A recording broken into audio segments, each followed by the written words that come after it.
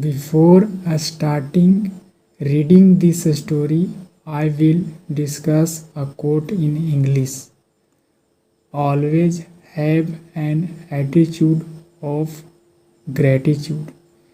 यानी हमेशा से जिस वक्त मौजूद हैं हम, यानी हम सब इस पल ज़िंदा हैं, हमें प्रॉपर हवा, सनलाइट और फूड मिल रहा है ऊपर वाले या प्रकृति या गॉड या जिस रूप से हम अभी इस पल क्या है अलाइव हैं, उसके लिए धन्यवाद करना चाहिए। यानी बी थैंकफुल होना चाहिए, ग्रेटिट्यूड की भावना रखना चाहिए। और इसी ग्रेटिट्यूड की भावना को रखने के लिए कहा जा रहा है एटीट्यूड, यानी एक रवैया होना चाहिए। इस भावना को रखने का हमेशा यानी हमेशा शुक्रगुजार होना चाहिए और ऊपर वाले को धन्यवाद करना चाहिए कि हम इस वक्त क्या हैं, जीवित हैं और वो सारे कार्य कर रहे हैं जो हमें करना है। So this is the meaning of the quote. So let's get started. The title name The Shepherd and the Bandit। Shepherd का हिंदी में क्या कहेंगे, चरवाहा या गड़ेरिया जो भेड़ों को चराता है। और बैंडिट का मतलब रोबर, लुटेरा या इसको डाकू कहेंगे हिंदी में। ये दोनों के बीच में क्या वार्तालाप होती है। सो फर्स्ट पैराग्राफ को रीडिंग करते हैं। अ लॉन्ग टाइम अगो, लंबे समय की बात है, यानी कि बहुत समय पहले की बात है। देयर वाज अ शेफर्ड, एक चरवाहा था। ही हैड 2 शीप, और उसके पास 2 भेड़ थे। यहाँ पर 2 शीप्स नहीं लिखा हुआ है क्योंकि सिंगुलर प्लूरल दोनों सेम ही होते हैं शीप का। जैसा कि अगर काऊ होता, काउज लिखा जाता बॉयज गर्ल्स, क्योंकि 2 जो है से प्लूरल यहाँ पर नंबर जो है डिनोट कर रहा है। लेकिन शीप का सिंगुलर प्लूरल सेम होता है, इसीलिए यहाँ पर एस नहीं लगा हुआ है। तो उसके पास 2 भेड़ थे। And could hardly make a living for himself, कहा जा रहा है कि वह मुश्किल से अपना जीविका को चलाता था। यानी कि वह जो है से गरीब था, अपने आप को किसी तरह से अपने जीवन को आगे बढ़ा रहा था। हार्डली मतलब मुश्किल से, यानी मुश्किल से चला पाता था, अपने जीवन को आगे बढ़ा पाता था। He had neither clothes to wear nor a pair of shoes, कहा जा रहा है कि उसके पास ना तो कपड़े थे पहनने के लिए और ना ही जूते थे।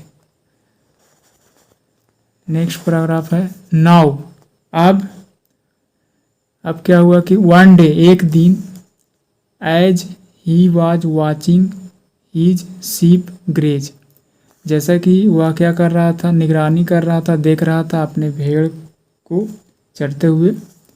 सडनली, अचानक से, अ मैन केम देयर, अचानक से वहाँ एक इंसान आया, एक आदमी आया। ऑन अ हॉर्स, एक घोड़े पर, घोड़े के साथ, यानी घोड़े पर सवार था।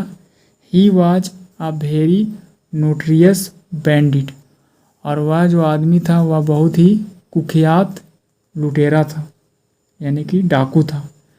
नोटरियस मतलब होता है किसी गलत कारनामे के कारण जाना जाना, यानी कि लोकप्रिय जिसको फेमस कहते हैं, वो अच्छे कारनामे के आधार पर लोग जानते हैं। जबकि नोटरियस मतलब कुख्यात, यानी कि कोई जो है से गलत कामों के रूप में वह फेमस था। He saw the shepherd and got off from his horse, उसने देखा उस चरवाहे को और गोट ऑफ यानी कि घोड़े से उतरा।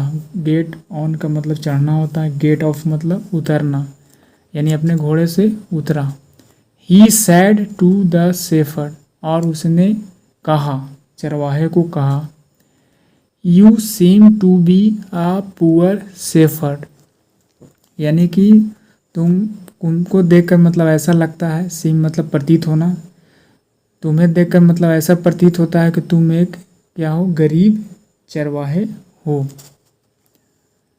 नेक्स्ट है come and work with me, कहा जा रहा है कि आओ और मेरे साथ काम करना।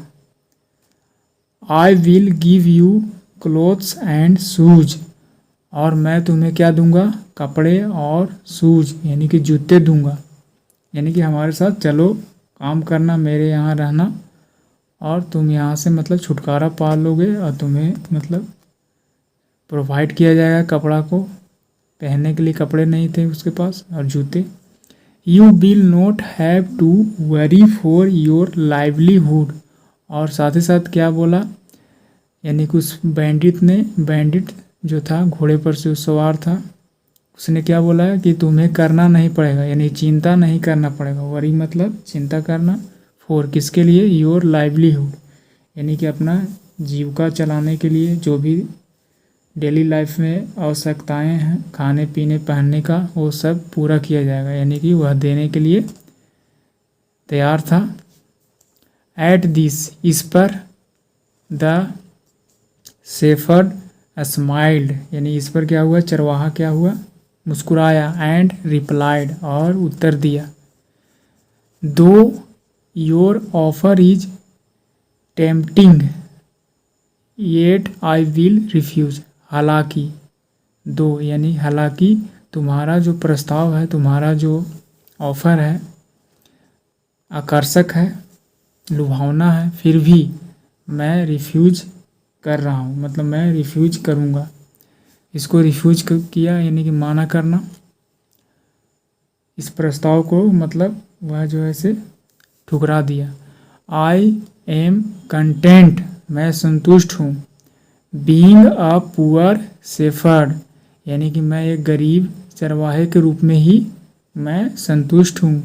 एट लीस्ट, कम से कम, एट लीस्ट कम से कम, I have my peace of mind, कम से कम क्या है, मेरे पास एक दिमाग है जो कि शांत दिमाग है।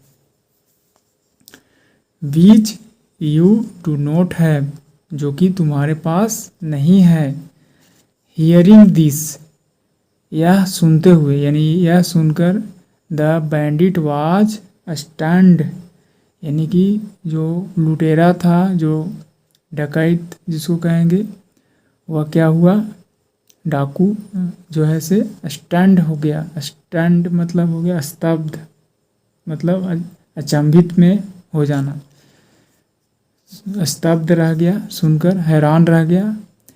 The shepherd's words deeply influenced him, और उस चरवाहे के जो शब्द थे, इस बात को जो बोला कि मेरे पास एक अच्छा सा माइंड है जो कि शांत माइंड है, जबकि तुम्हारे पास नहीं है, इस स्टेटमेंट को सुनकर, यानी यह शब्द उसे गहरा रूप से प्रभावित किया उसको। एंड ही सरेंडरेड हिमसेल्फ, और वह खुद को ही समर्पण किया, यानी कि सरेंडर कर दिया, किसके सामने, टू द पुलिस, यानी कि पुलिस के सामने खुद को क्या किया, समर्पण कर दिया, सरेंडर कर दिया। So this is the story, I finished this story. What is the moral of this story, the moral is peace of mind is precious, कहा जा रहा है कि peace of mind is precious का मतलब हुआ कि माइंड जो कि शांत माइंड है, वह कैसा है, बहुत ही वैल्यूएबल है, बहुत ही कीमती है।